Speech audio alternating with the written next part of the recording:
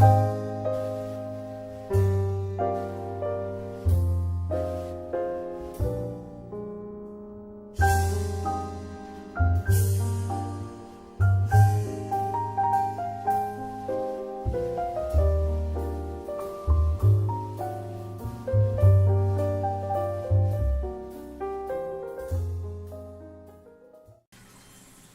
morning, everybody.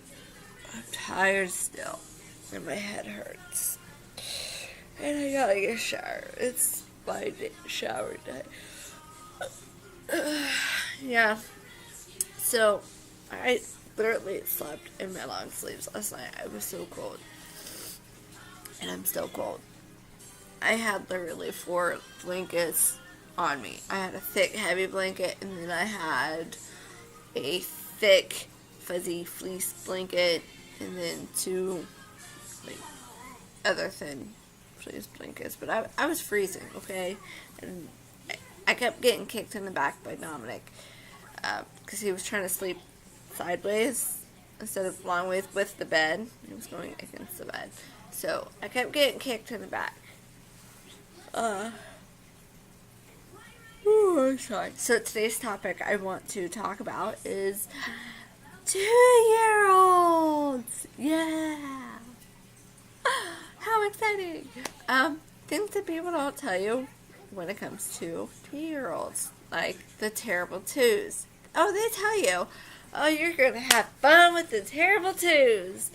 Or, yep, have fun with the terrible twos. Or, you think that's bad, wait till they hit the terrible twos. Terrible twos don't necessarily mean 2. They usually hit them before. Sometimes it lasts forever. And I mean like 2 years, 3 years, so on.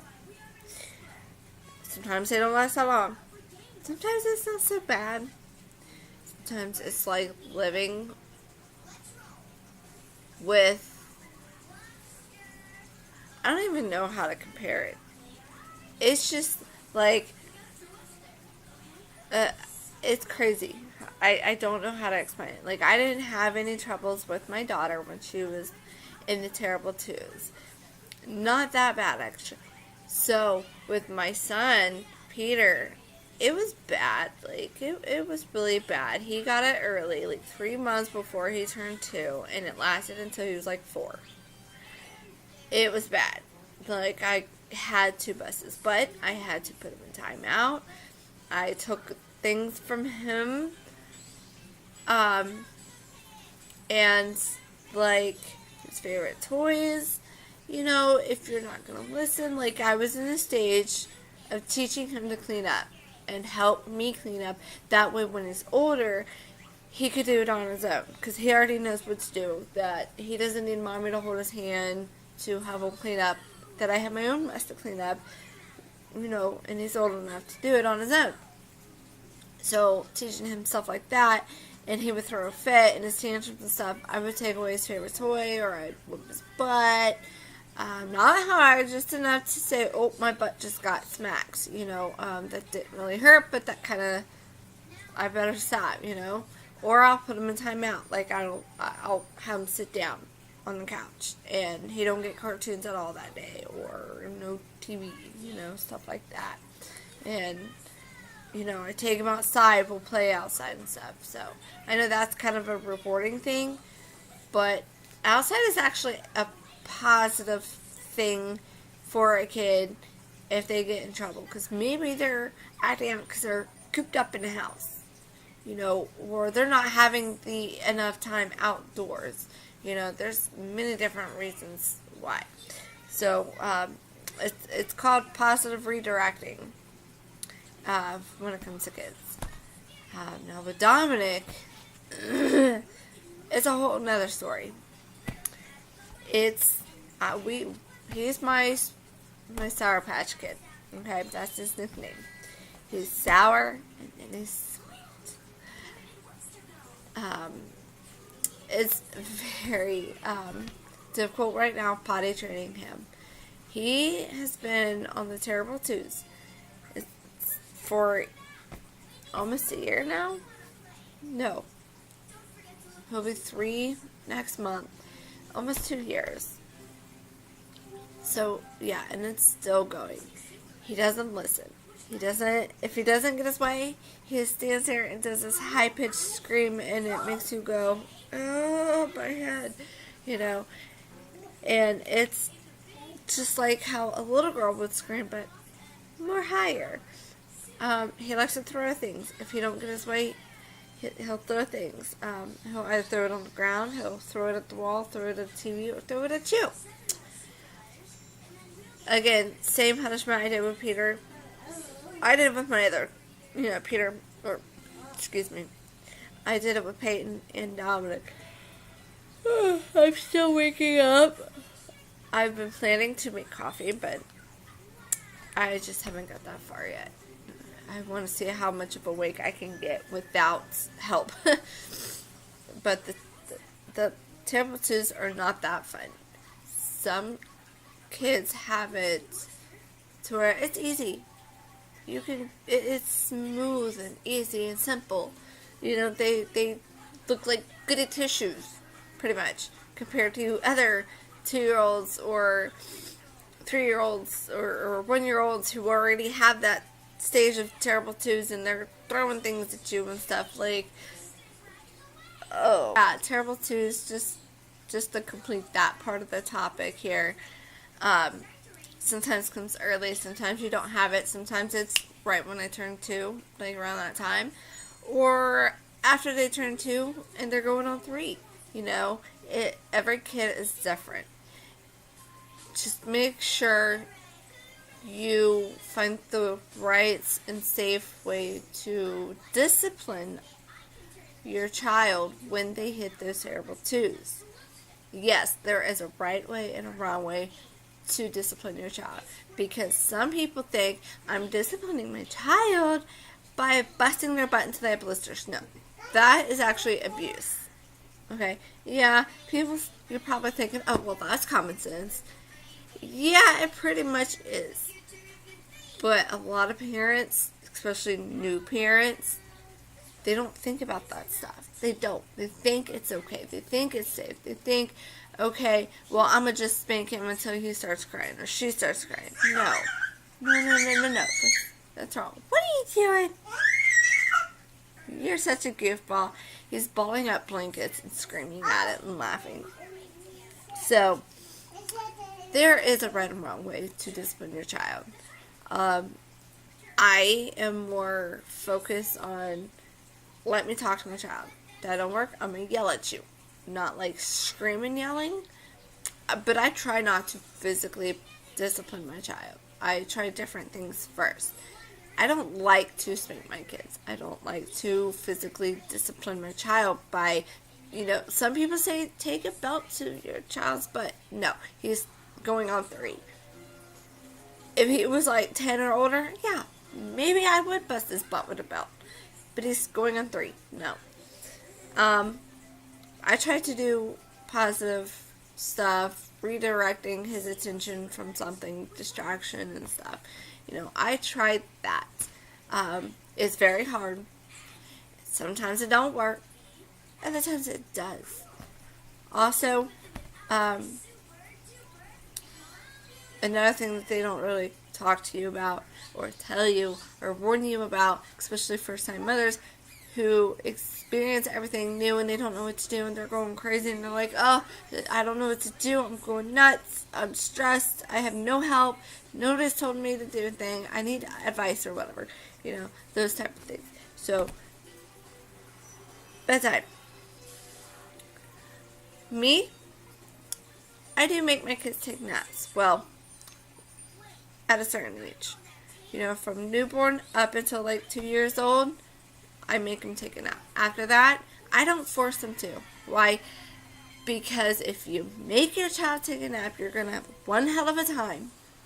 One hell of a time. A nightmare. Putting your kid to bed at a decent hour. Meaning 7, 8 o'clock at night. Okay? Yes, the lavender nighttime Johnson & Johnson or whatever brand bath scrub stuff. Yeah, it does work, but what helps, don't let them take naps.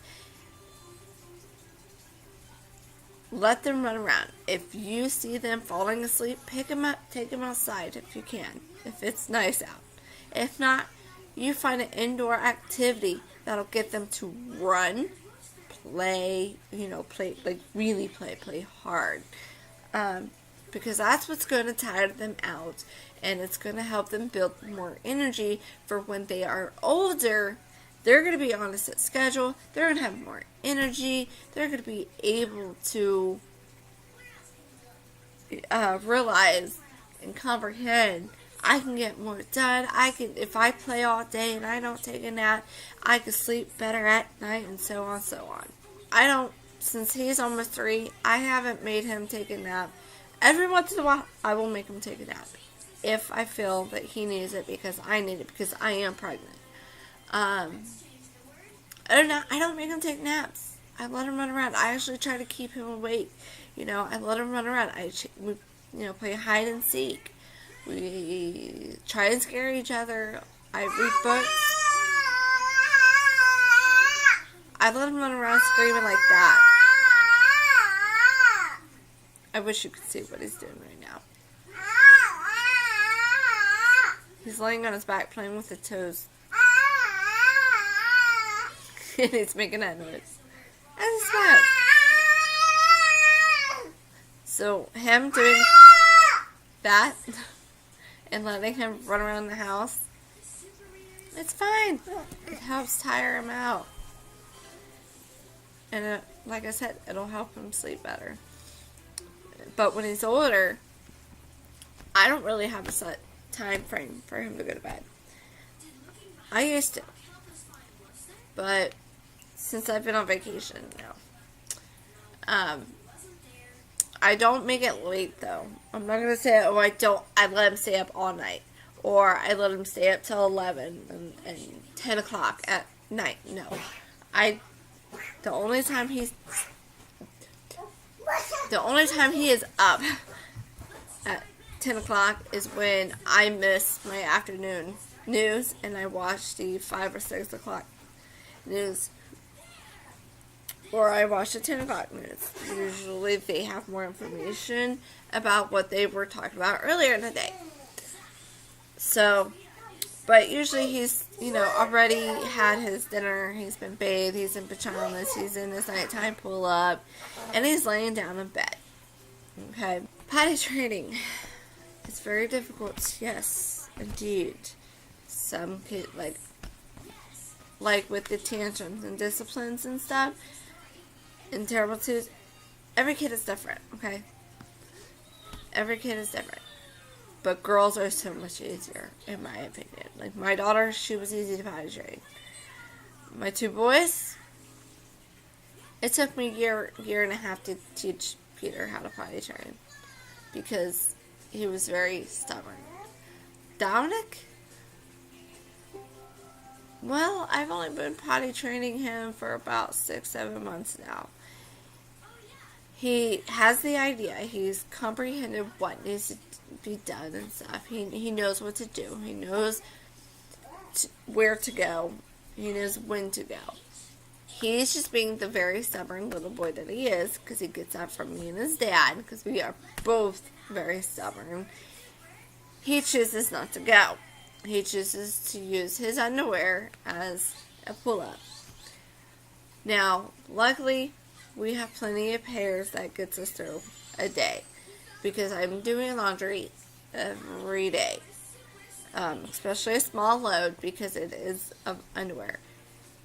So it is hard. Now, brace yourself, ladies and gentlemen, because when you do potty train your child and you put them in underwear, because sometimes that does help rather than keeping them in pull-ups, prepare yourself to clean some really nasty stuff off these underwears, especially the poop. Poop stinks really, really bad, like worse than adult poop.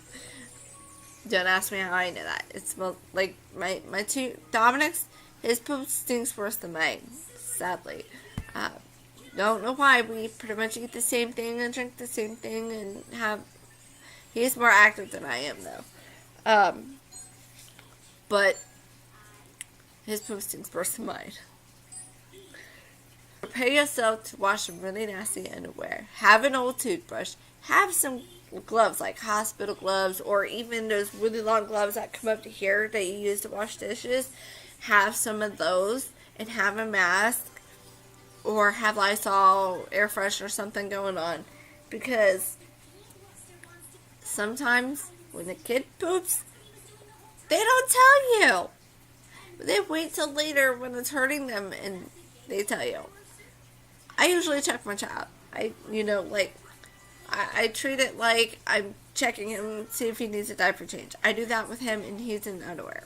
Okay? So be prepared to change stinky, smelly, like icky underwear, like cleaning them. Now, I advise to have a bucket nearby. That way, if you get sick, you got a bucket to puke in, or do it in the bathroom and throw up in the toilet. Have a fan on, blowing it, trying to help get the nasty smell away. That sometimes helps. Sometimes you have to let these underwear soak because the poop, depending on what they ate, will stick like it's Laffy Taffy on these underwears. So you would have to soak it to help loosen it up. In toothbrush, that helps get it out as well.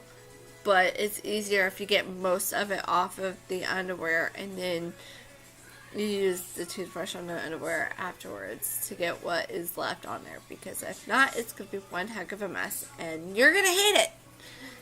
Because it's going to smell really bad.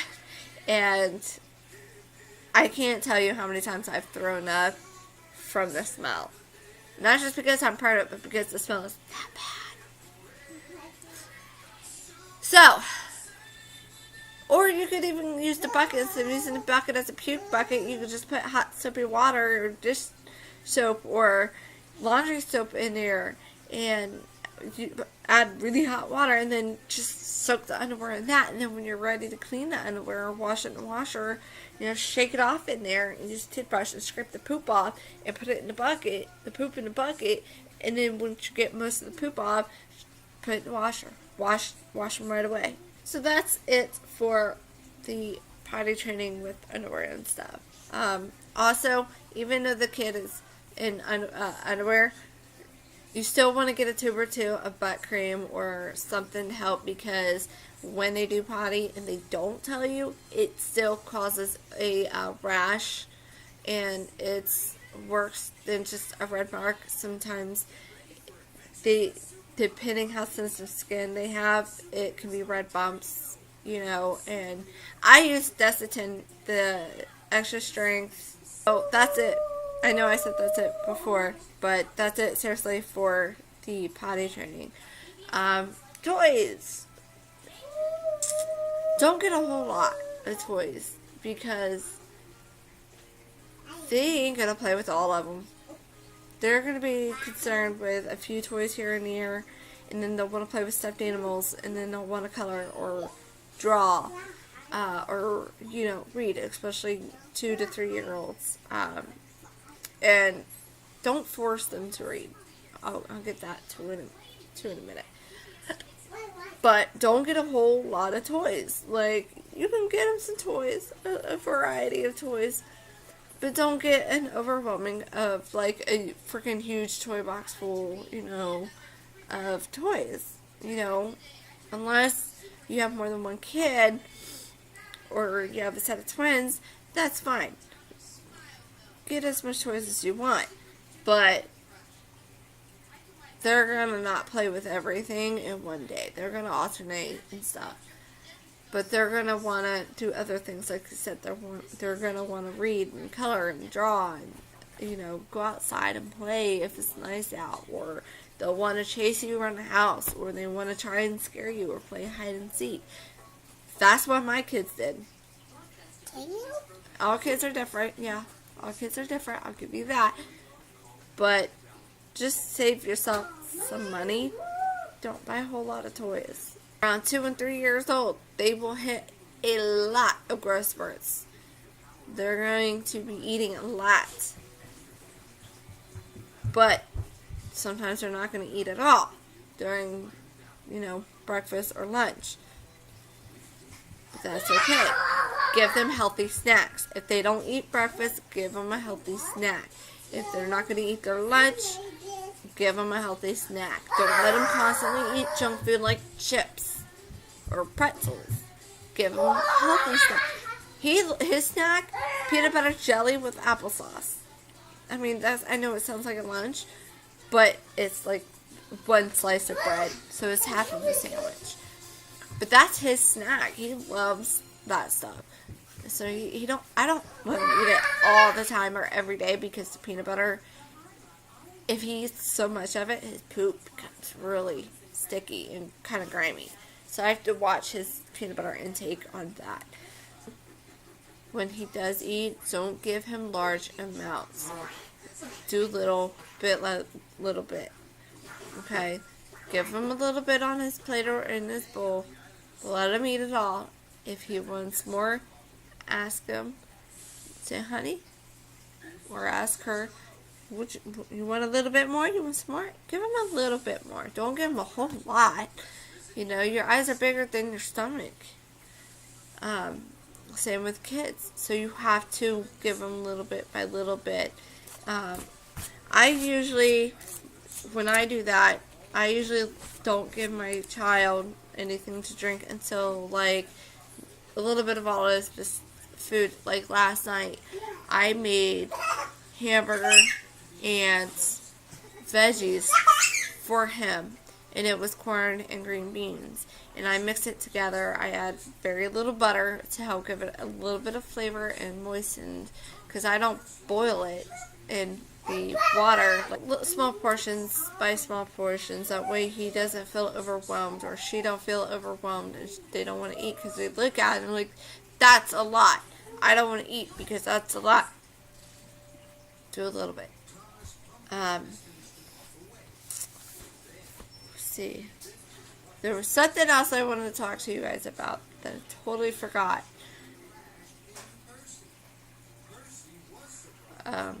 Definitely teach your kid to ask, because if not, you're later on 3-4 years old, nope, they're gonna think and feel they're entitled to not ask and demand, point and whine, and have you figure out what they want, or until they get what they want. If they're trying to come up to you and they try to take something from you and you don't let them, they're going to throw a fit instead of asking. So start teaching your child early, as soon as they start to blabble, as soon as they can put words together into sentences and they comprehend what you say, start teaching them manners. Please, thank you. Can I have this? May I have that? Blah, blah, blah, blah. Start teaching them. Now, don't get mad at them if they don't get it down or they don't use it all the time. But keep reminding them to use those manners and be polite and always say please and thank you. I'm very big with teaching my kids please and thank you. Yes, ma'am. Yes, sir. No, thank you. Yes, thank you. I'm big with teaching my children that. It is called manners, and it's called respect. And not a lot of kids nowadays are being taught that. And that's sort of kind of wrong, because now those kids are going to think they're entitled to everything, and they don't have to ask or work for it, because everything gets handed to them, and all they have to do is whine, and the parents give in because they don't want to deal with it. Take the time. Teach your kid that stuff. Also, teach your kid, reading. That's what I want to talk. Take the time to start early with your child, 6 months at least, to teach them their colors. And, they say your kid don't see colors that young and blah, blah, blah. It doesn't matter, because you don't know when exactly they are able to start seeing colors. Every child is different. No child is created the same. So if you start early teaching your kids the colors, numbers, alphabet, shapes, so forth. Start really early, 6 months to a year. That way, when they are older and it's time for them to go to preschool or kindergarten or whatever, they got it. They're on it. They know it. You know. Reading, that's what I wanted to talk to you guys about. Don't force your child to read, because otherwise they're not going to want to read. Sometimes when I want to read to my child, yeah, I'll force them to read. You know, sit down with me and I read to them, or I try to help them learn how to read. You know, with Dominic, yeah, he's almost 3. Okay, this is going to be my last topic because I'm already at like a half hour. I'm at 28 minutes right now. I, once in a blue moon, will have him sit with me, and I will read a kid's book with him, and I will point at every word, and I will have him do the same, you know, or I'll hold his hand, and I'll use his hand to help so he could see what the words are and learn that way. But not all the time. We do more of the picture, some words, and the touchy-feely type books. Those are really great to work with. So don't force your child to read. If they want you to read, stop doing what you're doing unless you're cooking or doing laundry or some kind of cleaning. If you're cooking, just tell them, wait, hold on, I'm still cooking, blah, blah, blah, blah. If you're doing some type of cleaning, either stop doing it or hurry up and finish and go read the book. Because I guarantee you won't get halfway through the book and they'll want you to stop. Sometimes they do. Sometimes you'll be able to read the whole book. And then they don't want no more reading. They want to go color or play with a toy. So don't force your child to read, okay? But this is all I have for this video today on teaching and stuff with your 2-year-olds. If you want to see more videos like this, definitely give this video a thumbs up because that does help me. Subscribe to my channel if you are new. Comment below. And check out my other videos because not only do I do videos like this, but I do review videos. I have rants videos. I have advice videos. Pretty much like this. And I do daily vlog videos. So, I'm Crystal So Random. I do random stuff. So, definitely share, talk about my channel and stuff. Definitely help me build up some subscribers. And remember, I love you. Bye.